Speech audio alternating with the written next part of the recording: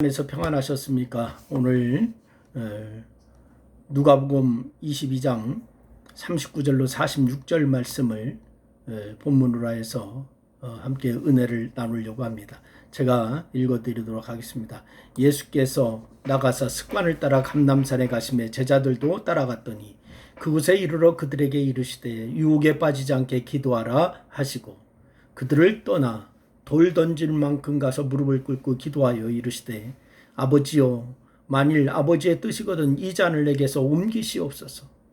그러나 내 원대로 마옵시고 아버지의 원대로 되기를 원하나이다 하시니 천사가 하늘로부터 예수께 나타나 힘을 더하더라.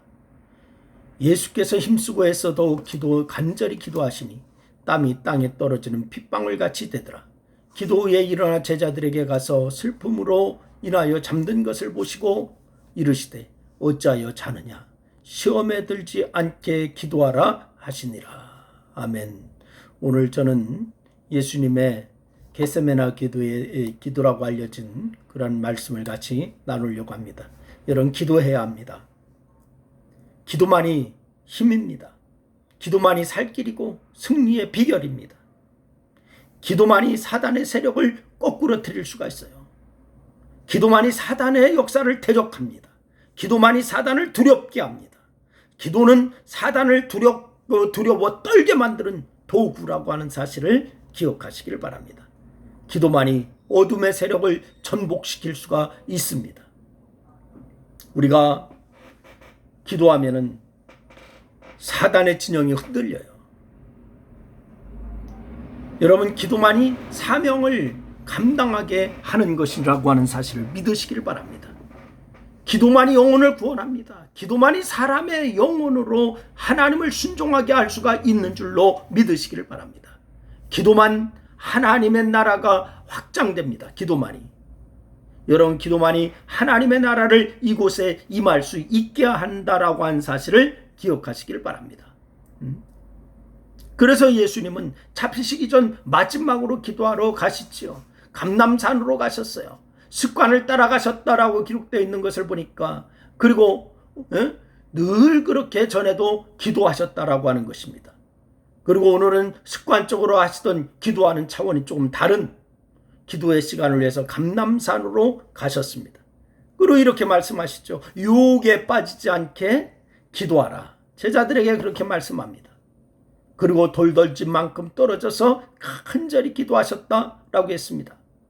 땀이 떨어져 핏방울이 되도록 기도하셨다. 주님께 기도를 배워야 될 줄로 믿으시기를 바랍니다. 기도부터 잘 배워서 기도로 삶의 모든 것을 굳히기를 해놓고 살아야 될 줄로 믿으시기를 바랍니다. 그래서 첫 번째 우리가 해야 할 게 뭐냐? 기도가 습관이 될 정도로 기도해야 돼요.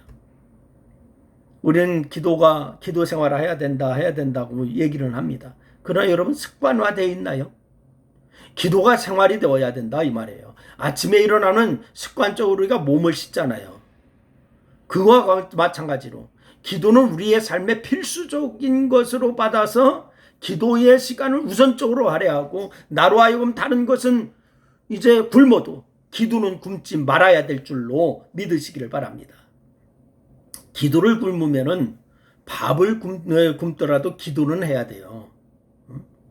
기도 굶으면 안 돼요. 밥은 굶어도 한 끼에 무슨 일이 일어나지 않아요. 시장길을 참는 것이 힘들기는 해도 밥 한 끼 안 먹는다고 큰일 일어나지 않아요.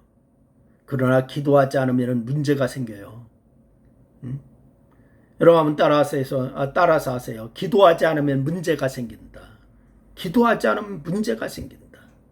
사단이 가만두지를 않기 때문에 그래요. 기도하면 할수록 내가 사단 앞에 커져요. 그런데 기도와 멀어질수록 사단이 내 앞에서 커집니다. 예수님도 늘 기도하셨어요. 하물며 우리겠습니까? 여러분, 예수님의 경고와 부탁에도 베드로는 계속 잠을 잡니다. 그랬더니 그 다음 순간부터 어떻게 됩니까? 무너지기 시작하는 거예요. 여러분, 상황은 걷잡을 수 없어지고 자신이 원하지 않는 방향으로 사태는 다름질하고 절대 예수님을 부인하고 싶지 않았음에도 예수님을 부인할 수밖에 없는 막다른 골목으로 밀려간 거예요. 그러니 기도해야 됩니다. 우리가 깨달을 수 있기를 바랍니다. 기도가 습관이 될 정도로 기도해야 돼요. 그것이 사단의 유혹으로부터 나를 지키는 가장 쉬운 방법이라고 하는 사실을 믿으시기를 바랍니다. 두 번째는 유혹에 빠지지 않게 기도해야 합니다. 지금 이 세상은 공중의 권세 잡은 자가 왕이에요. 사단이 왕입니다. 그래서 세상의 사람들을 한시도 그냥 두지를 않아요. 사단의 세력도 숫자가 많아요. 허다합니다. 충분히 지구 위의 사람들을 마음껏 유혹하고 회방할 수가 있다는 말입니다.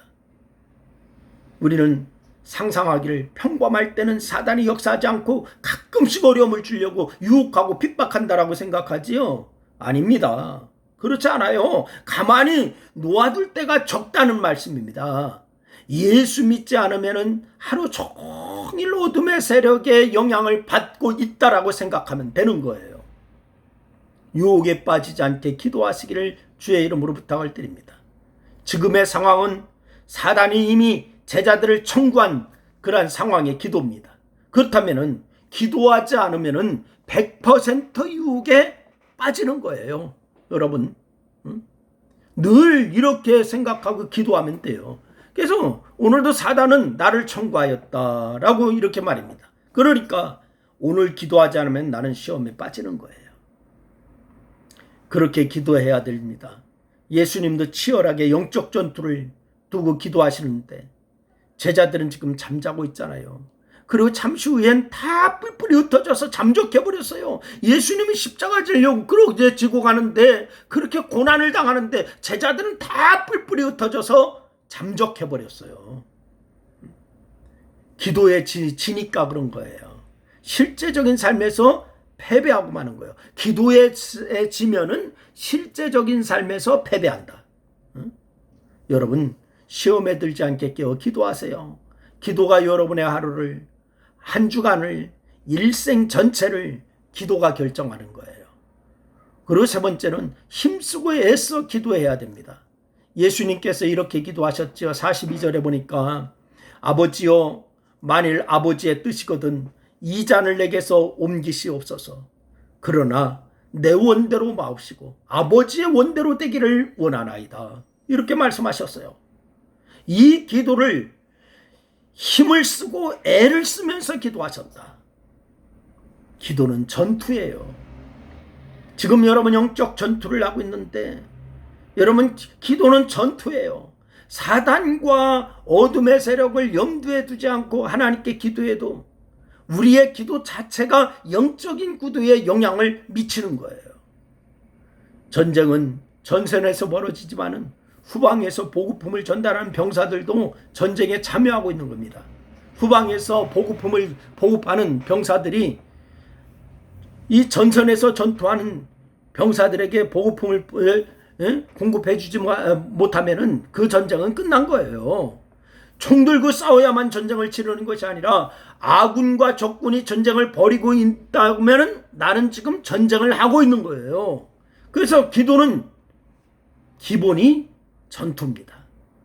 여러분, 그래서 힘을 써야 합니다. 어깨를 늘어뜨리고 쭉 늘어뜨리고 승리하는 기도를 할 수 있겠습니까? 기도는 자세에서 나오는 거예요.